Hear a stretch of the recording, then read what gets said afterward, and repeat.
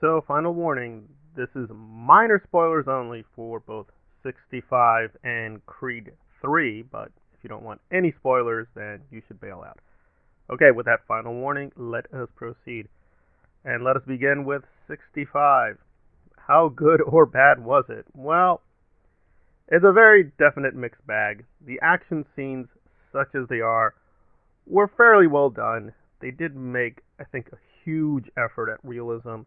And when the dinosaurs do appear in this dinosaur film, for the most part, they look pretty good. But it is limited by its budget, so nothing groundbreaking or revolutionary. But when the dinosaurs appear, they are looking very good.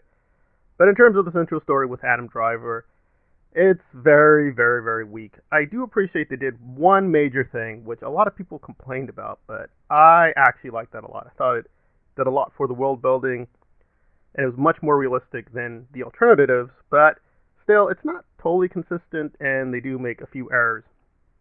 And the basic plot is given away by the trailer. Basically, Adam Driver shows up. He has these big guns and high tech, and he's taking on these dinosaurs, and he encounters a young girl. He and the young girl bond, and of course, they have to try to survive together against the dinosaurs. That's pretty much it. I would give one more little minor spoiler. So there are going to be gaps in the story where you want action to take place, but they take their pauses. So some people will find that frustrating. I think that was fine. It's not too bad, but if you want wall-to-wall action, this is not John Wick 4. So, and even Wick takes breaks, but if you wanted a more consistent, just action, action, action, this is not the film for you. So you have to be willing to have some pauses in between the action. And if you're okay with that, then 65 is an okay movie. It's not too good. It's not too bad.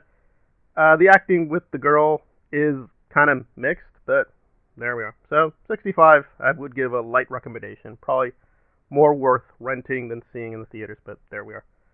On to Creed 3, which is somewhat more worthy of the ticket price, but it also makes a few weird choices. Now, the Rocky series, as everyone knows, including Creed, has highly stylized fights, but this may be your breaking point. They really go crazy with the action and the fighting scenes, and it may be a little too over the top for some people. I appreciated that Michael Jordan, who now is directing, is trying to put his own signature, so for what it is, I didn't have too many problems, but again, it will have a very different look than the other films. You have to be okay with that. If you do like manga and anime and that influence, you'll get a lot out of this. So what is the story? Essentially, a figure from the past comes back to challenge Creed, and if you think this sounds a lot like Rocky 3, you would be correct. So Jonathan Majors, who plays Kang in the MCU, is the, I guess, antagonist. He has a vendetta with Creed. They were friends, now they're enemies, and they have to fight one another. And we all know where this is going. There's a lot of Rocky 3, a little bit of Rocky 4 when a certain death occurs. I'm not going to spoil that, but certain motivations that occur that force Creed out of retirement because he's retired in this movie. That may also be a kind of plot point that will annoy people that there should have been more attention to Creed himself, but they focus a lot on. So it is more about Damien, as the character is called, than Creed, but there we go. So there may be a little too little Creed in Creed, but don't worry, he's here. I did only find it a little annoying how they're trying to set up the next generation. Thought that was a little too obvious.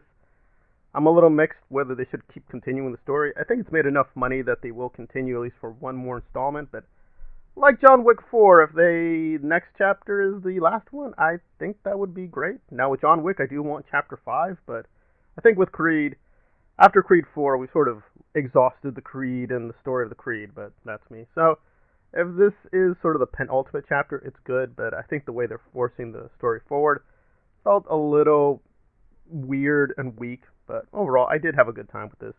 Nothing jaw-droppingly great, but I'd say it's a very good film. So I'm going to recommend Creed 3 over 65, which seems obvious.